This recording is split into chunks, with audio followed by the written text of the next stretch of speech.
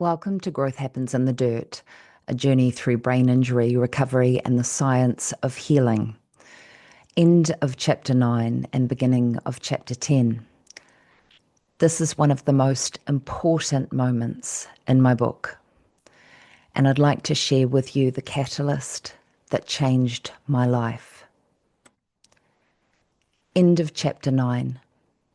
Boom and bust. On the 25th of August, 2020, I sent a letter to my rehab team.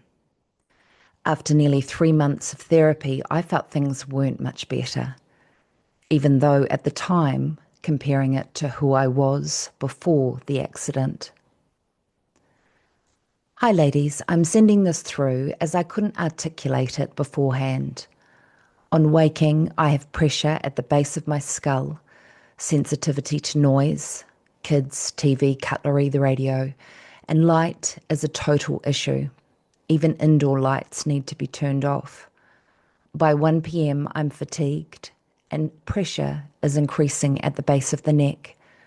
By 3 p.m, there's tension-type pressure on the temples and the back of the neck. In the evening, a pressure ache at the top of the neck and side of the temples like there's too much blood and heat. Eyes are tired. Light, noise, and other mammals make it worse. When driving, I need to concentrate intensely, and I work a left-hand turn route so I don't have to cross intersections. I've discussed this with the husband tonight as I really feel that the constant talking and listening from people being here and managing the kids is part of the fatigue symptoms. The last 3 weeks have been all about the kids. Driving again, kids' sports, managing the household, I haven't had time for me. I think if I can learn to schedule more of the brain break alone time and quietness, it will help.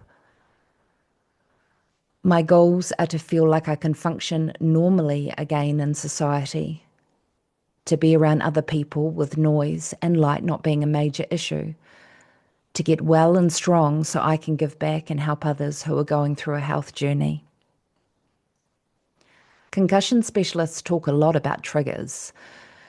You rate the intensity of your symptoms from 0 to 10, 10 being the worst, and start to look at patterns of behaviour or symptoms that indicate the concussion flow-on is getting worse. The dirty socks on the floor at the beginning of the day aren't an issue, but by 6 p.m, you're ready to murder the culprit. In the morning, the fridge humming is just a background noise. But at some point, it becomes a full-on concert of destruction, and you are ready to unleash Armageddon on whatever crosses your path. The triggers, the patterns, the symptoms that only you and those closest to you see. And you need to slow down to see them. If you're going fast, you don't see them, and then you crash. Boom. Bust. It was coming. I was starting to isolate everyone, and I felt as though it was working. When I started feeling frustrated and angry, it propelled me to work harder. I felt more empowered if I could say, screw you, I can do this on my own. Diary entry. Saw the psychologist today and feel empty. I don't want to talk. I want peace, silence, and noiseless bliss. I felt as if it was everyone else's fault and I was the only one who could fix it. I was listening to my meditation, exercising daily, eating right, and I had whiteboard routines and lists for miles. I had this, 100%. I had taken my power back, or so I thought. But when the anger stopped and the momentum slowed down, I lost my marbles. Again, at my husband. It was on a Saturday afternoon and my friend was out of the house. The kids were upstairs watching a movie and my husband could see I was frustrated. So much more than frustrated. In fact, about to go psychopath at 1,000,000 miles an hour. I was burnt out from the militant focus and I was seeing mess everywhere. Mess I had no control over. I started to throw things around the room. Clothes, cutlery, papers on the bench, whipping up a storm within the home. Calm down, Katie, as he tried to hold me still to stop me from trashing the place. I flailed wildly, ripping his arms off me and screamed, "Screw your calm down, I've had enough." I was tired of feeling like a broken toy in the cupboard, tired of seeing my children look at me with scared eyes, tired of my mother avoiding me. She had stopped coming over. And my mother-in-law avoiding me. She had stopped coming too. And my father telling me he didn't know what he would get when he turned up at the house.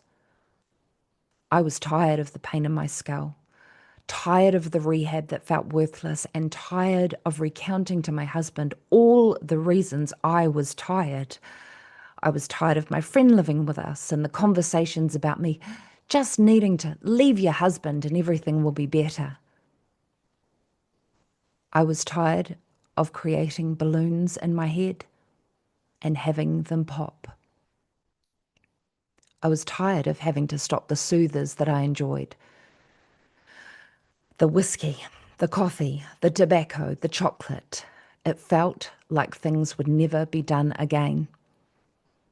And I was done trying. I screamed as my husband looked at me like a wild animal in the zoo. I ripped my new glasses off my face and broke them into two pieces, throwing them onto the floor in a rage. Then I started to punch myself in the head, screaming, "Ah!" over and over again and totally out of control. Suddenly, I bolted out the back door, running first in one direction, then another, like a wounded beast that had ravaged a village and was escaping the gunshots. Ended up hiding down in a gully by a tree stump. I felt invisible. Heavily panting, I could hardly suck air into my lungs. No one could see me from the house as the damp earth sunk into my trousers. I cowered, sobbing, unable to stop the streams of tears cascading down my hot cheeks. I hit my head with my fists, time and time again, while tearing at my hair in the hope I could lift my skull off and find peace. "Enough, enough, enough," I whispered. "God, please, please help me. Please help me, God. Take me now. I can't do this anymore. I've had enough." Above on the hillside, I could hear my children calling for me and my husband yelling. But I remained silently hidden while rocking gently back and forth with my eyes shut. Rain clouds passed over and droplets merged with my tears as birds started flying back to their nests. I continued rocking in the dirt. Eventually, all the voices faded as the rain grew heavier and my breathing slowed. I had come back into my body and could see again. I picked at the bark on the ground, watching ants tirelessly trek homeward before dark. The sky above me cracked and hollered, and I wished it would swallow me whole, evaporate me into nothing to be free from this brain cage. Closing my eyes, I took a breath, knowing what I had to do. Walking back inside our home to hold my husband and children for what I knew would be the last time. I'd made my final decision. I apologized for my tantrum and told them how sorry I was and how much I loved them. Tools, rage attacks. This may not be relevant for everyone, but anger can be a major part of concussion. The key is understanding that these mental health attacks are a result of brain dysfunction. You may be tired. You may have done too much that day. You may not have eaten properly. Your basic needs for brain health are not being met. I liken it to a power board. When we connect too many plugs into the board, the circuits can overload and explode. For the people around you, these moments are extremely hard not to take personally. When we rage at our loved ones, it is damaging to our relationships. The key is to have a health and safety plan in place for the household, and this may include an agreement before the rage attacks happen on what actions will be taken.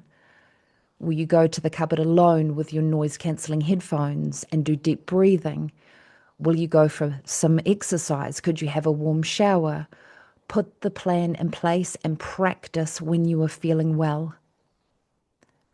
Understand that you are hurting, yet you don't want to hurt them too.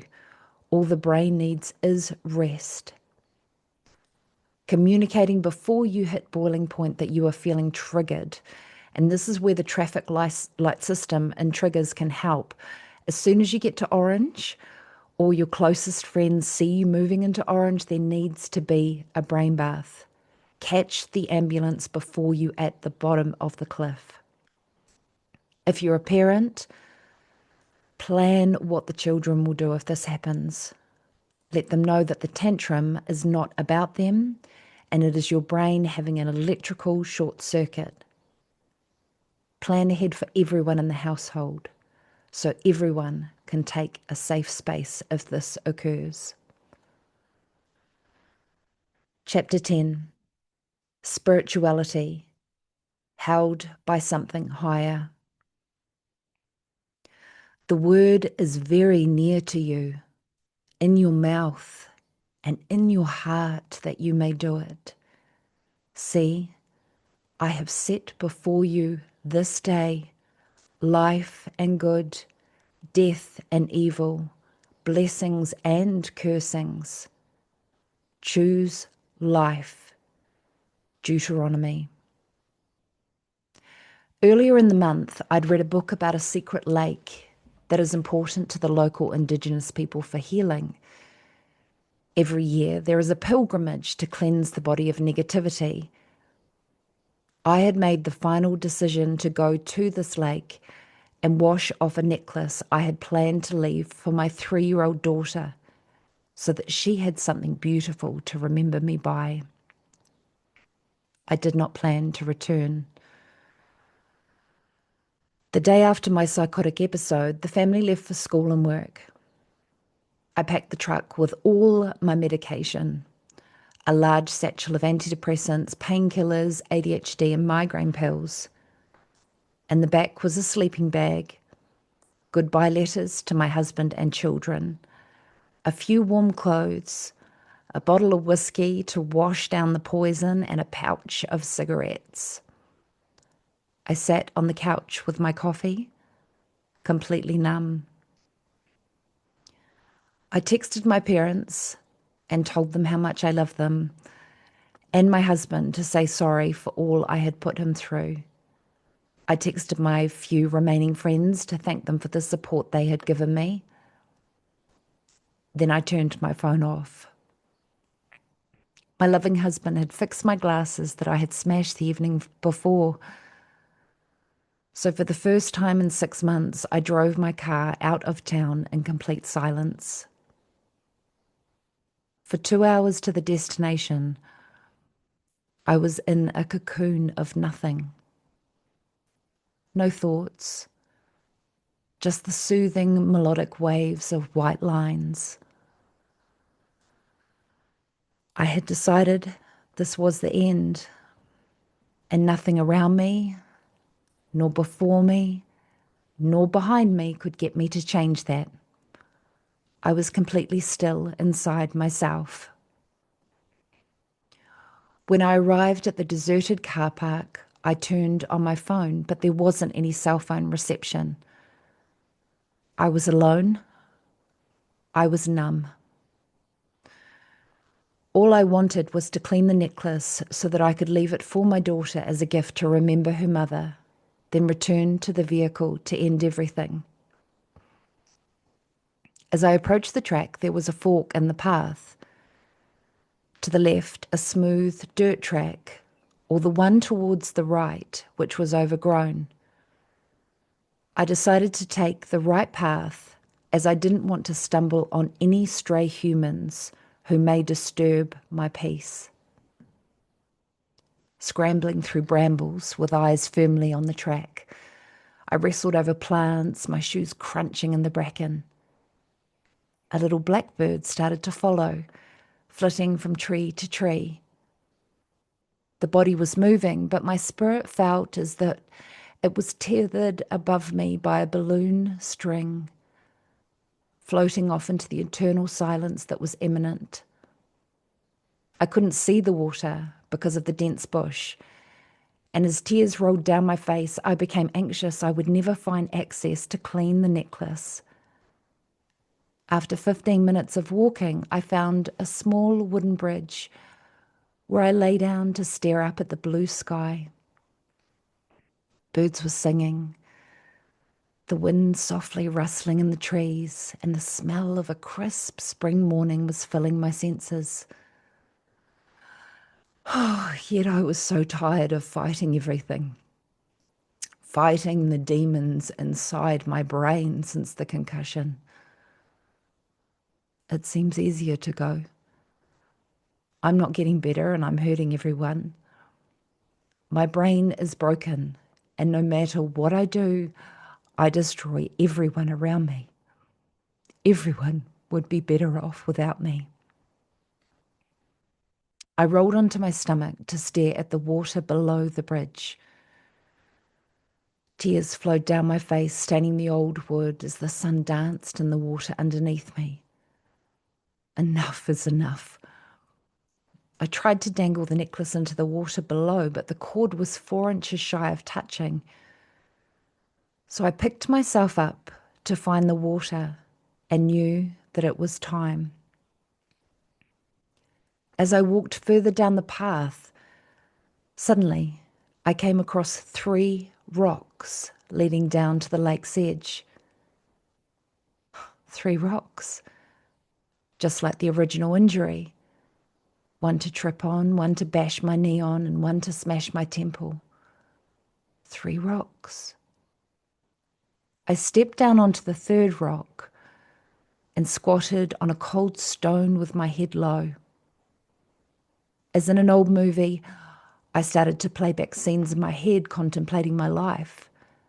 Family, friends, the memories, and what a putrid mess things were in. One by one, I said my goodbyes to each of my beloveds, as if casting flowers onto my impending grave.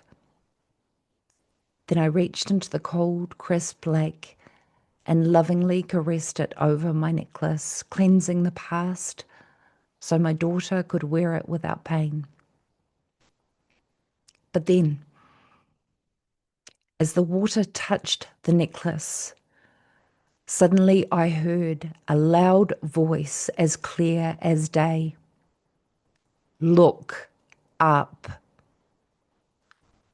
I quickly looked around as though someone had caught me in the middle of the plan. There was no one there. The voice came again. Look up, yelling inside my head. And as I looked up, my breath was taken away. Framed in my view was a glorious mountain.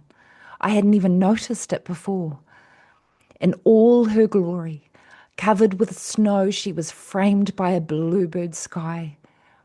Then, as if nature was creating a majestic display, I saw birds dancing in and out of the water, and dappled light sparkling across the lake like 1,000 fireworks.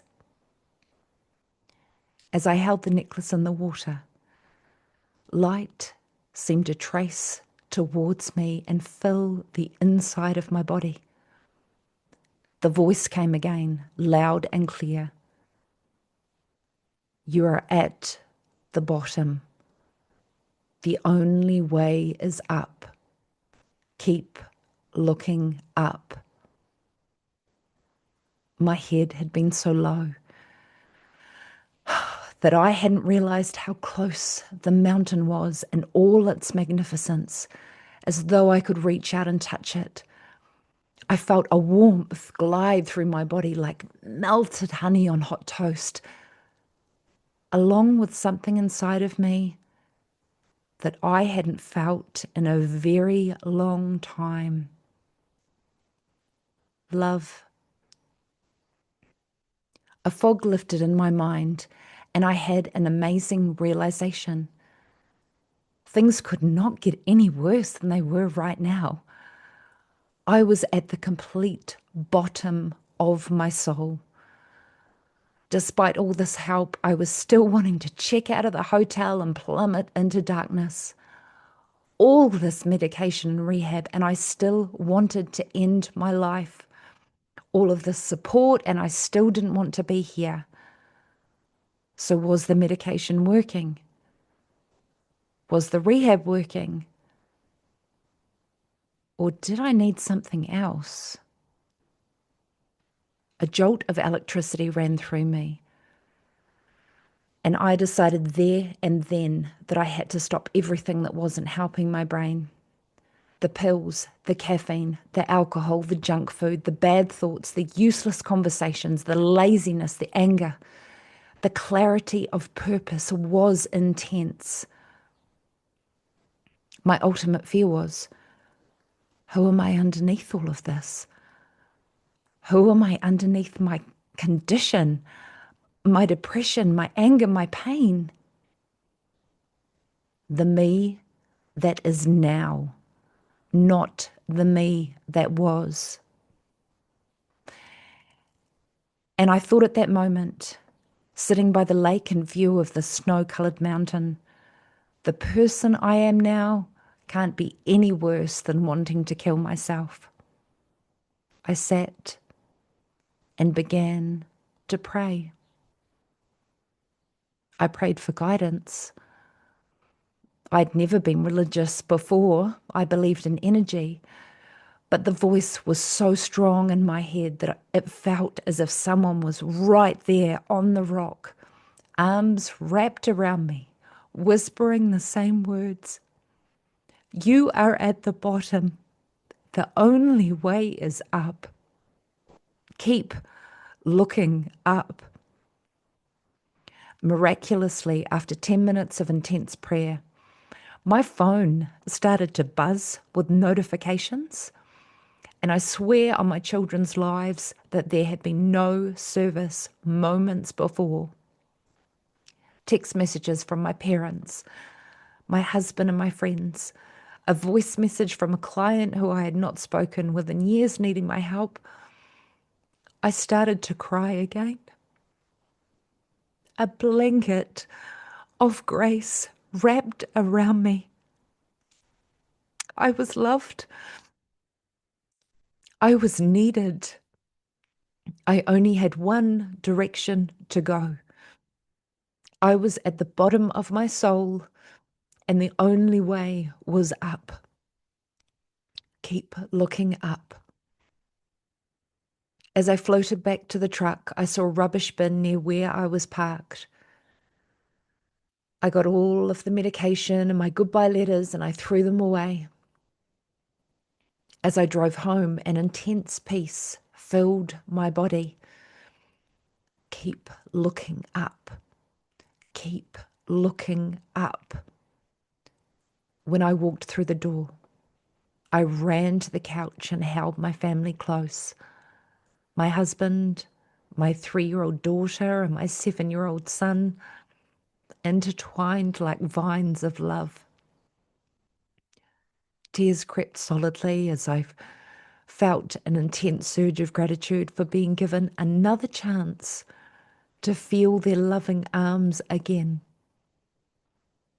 Children tucked into each side and my husband holding my hand firmly. I realized they still loved me. I'm okay. Despite all I had put them through, they were still here. Keep looking up. The only thing that was important now was my family. I had to do everything in my power to heal for them. Tools, faith. Many years ago, as a natural health therapist, I had a client who was a Christian who said to me, "Katie, who is your God?"